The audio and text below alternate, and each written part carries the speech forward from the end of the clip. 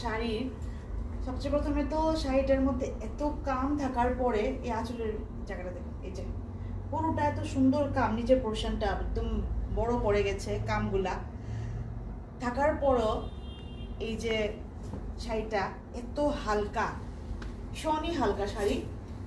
সবচেয়ে প্রথম আমি দেখা এটার এই আঁচল মানে এই যে নিচের যে ফ্লোটা কত সুন্দর করে গেছে, ফ্লোটা মানে একদম দুর্দান্ত, একদম সুন্দর করে গেছে।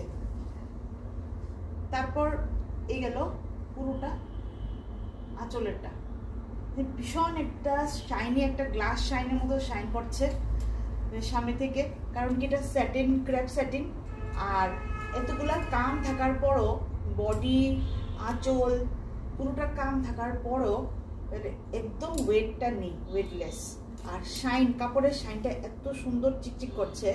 আর সবচেয়ে বেশি ভালো লেগেছে যে আমি